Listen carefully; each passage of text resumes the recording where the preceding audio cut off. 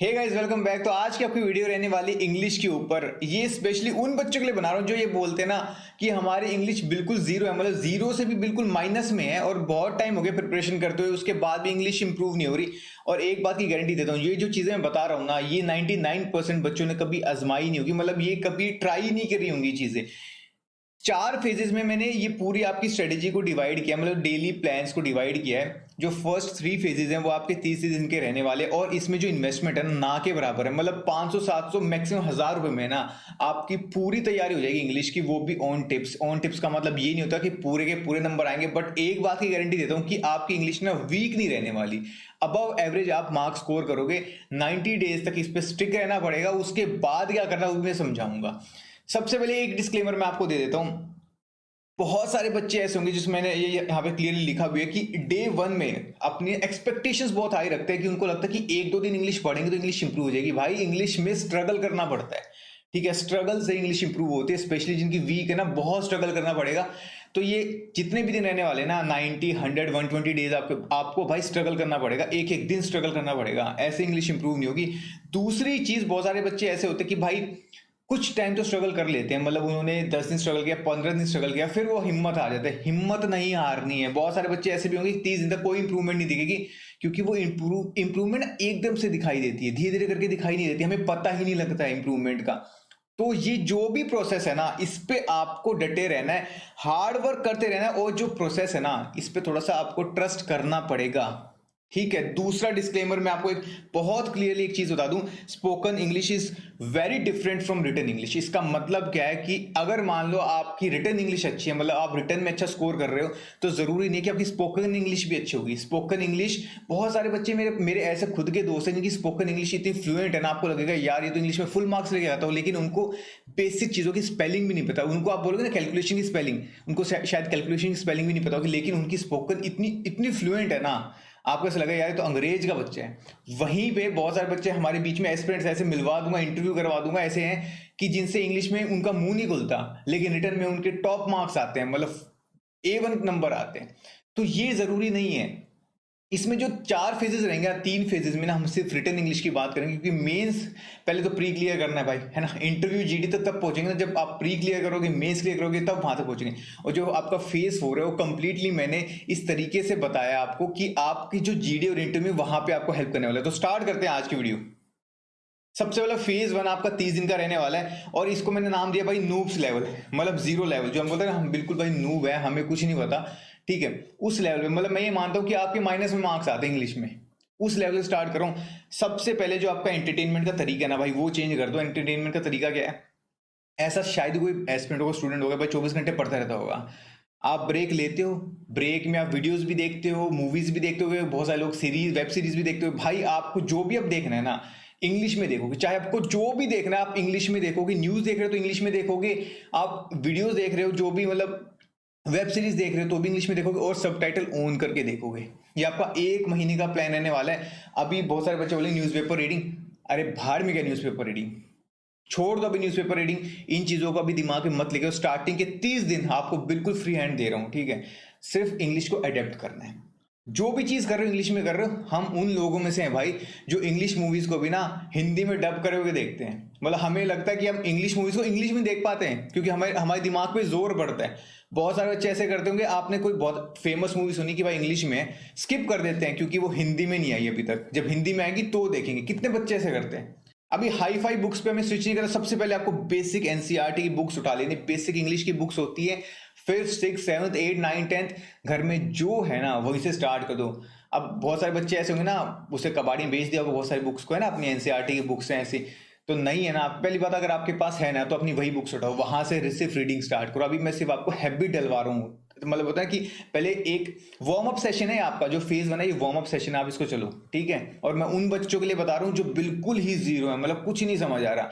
तो अभी न्यूज़पेपर के चक्कर में मत पढ़ना। स्टार्टिंग के 30 दिन सिर्फ आपको हैबिट डलवानी है, ठीक है, वार्म अप करवाना है इंग्लिश का।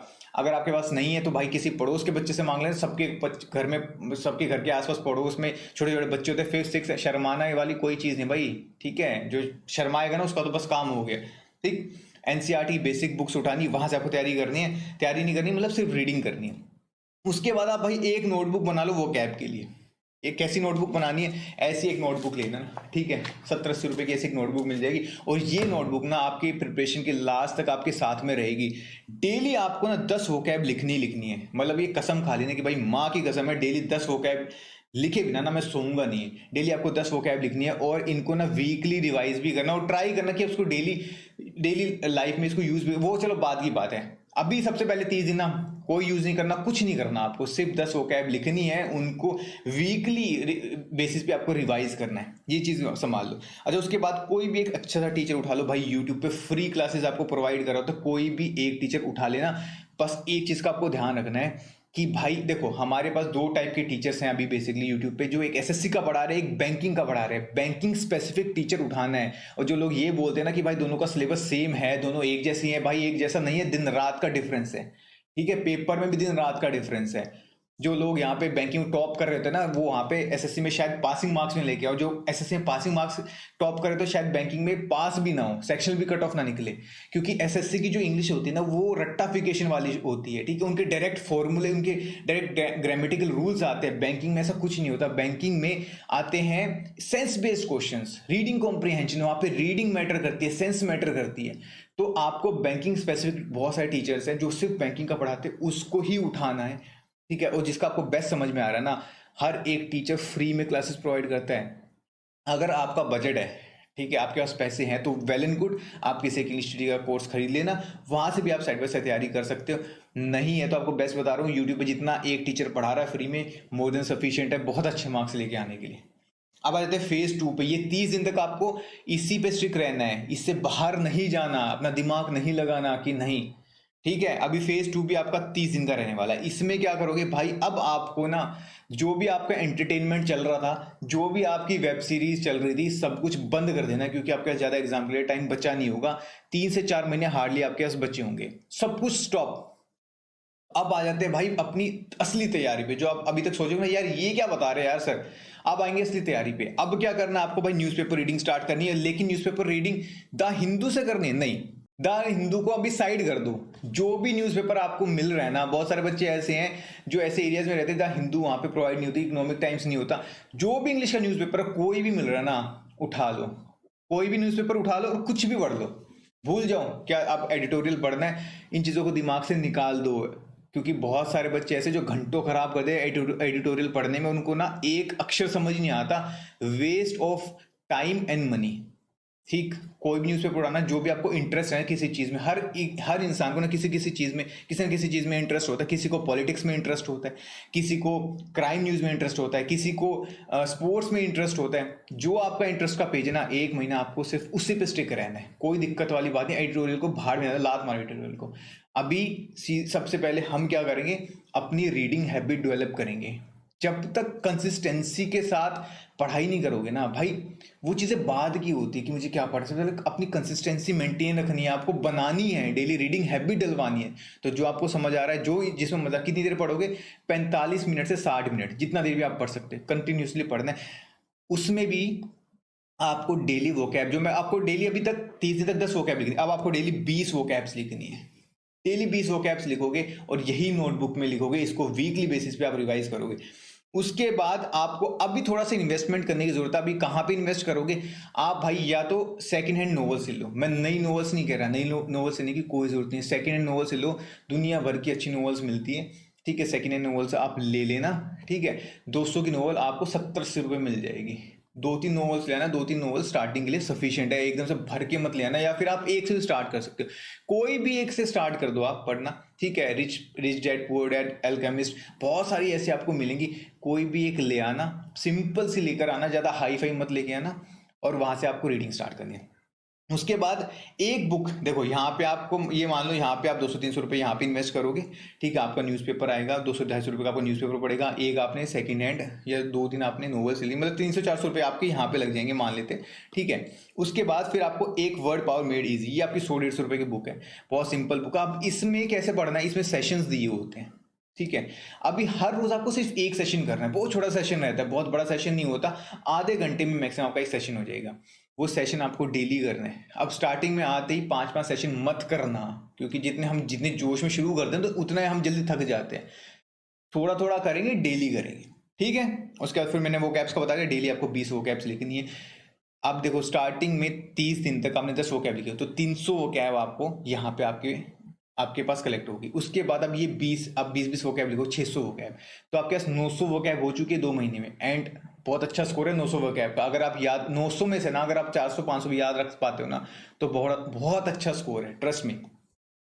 उसके बाद फेज 3 पे आ जाते हैं भाई, ये भी आपका 30 डेज का रहना। इसमें क्या करोगे भाई, अभी तक जो आपको मजा आता है न्यूज़पेपर पढ़ने में, जो आप क्राइम की न्यूज़ पढ़ रहे थे या फिर जो भी आप पॉलिटिक्स की न्यूज़ पढ़ रहे थे कि भाई कांग्रेस ने बीजेपी को क्या बोला, बीजेपी ने कांग्रेस को क्या बोला, क्या राहुल गांधी ने बोल दिया, सब कुछ बंद। अब आपकी हैबिट पड़ चुकी है रीडिंग की।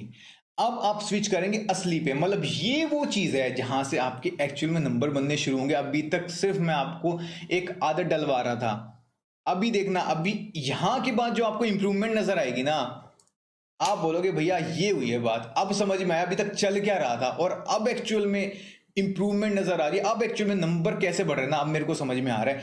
आप स्विच करेंगे भाई इंटरनेशनल न्यूज पे, बिजनेस न्यूज पे या फिर एडिटोरियल पे। एडिटोरियल थोड़े से हैवी हो जाते हैं, इंटरनेशनल न्यूज थोड़ी सी फिर भी मसालेदार रहती है, तो आपको पढ़ने में मजा आएगा। बिजनेस न्यूज आप पढ़ो, ठीक है, बड़ी बड़ी कंपनीज क्या कर रही हैं क्या, वो पढ़ो। उसके बाद आप धीरे धीरे करके, मतलब 5-7 दिन आपने बिजनेस न्यूज पढ़ी, इंटरनेशनल न्यूज पढ़ी, उसके बाद आप एडिटोरियल पे स्विच करेंगे। ठीक है, एटलीस्ट आपको 45 से 60 मिनट्स आपको डेली रीडिंग करनी है। उसके बाद एक चीज जो आपको अब करना स्टार्ट करना है, जो भी आप डेली पढ़ रहे हैं ना, 15 से 20 मिनट देंगे उस पर डेली। आप 80 से 100 वर्ड्स, मतलब आप अप्रोक्सीमेट 10 से 12 लाइंस लिखेंगे। ठीक है, समरी उसकी। अब समरी की के लिए क्यों बोल रहा हूँ, एक तो आपका पीओ में डिस्क्रिप्टिव का पेपर आता है, उसकी तैयारी आपकी इतनी फर्स्ट क्लास हो जाएगी ना कि डिस्क्रिप्टिव में 25 में से ना आपके 20 नंबर कहीं नहीं गए। दूसरी चीज, आपका कॉन्फिडेंस बिल्ड होना स्टार्ट होगा कि मैं लिख रहा हूं, गलत लिखो सही लिखो हार्डली मैटर्स, डेली लिखना है। और जब हम डेली उसको लिखा, उसको पढ़ो, सेल्फ एनालिसिस करो कि कहाँ पे मैं इंप्रूवमेंट कर सकता था, और जो आपने वो कैप्स का भंडार इस नोटबुक में लिख रखा है ना, उनको उसमें घुसाना स्टार्ट कर दो।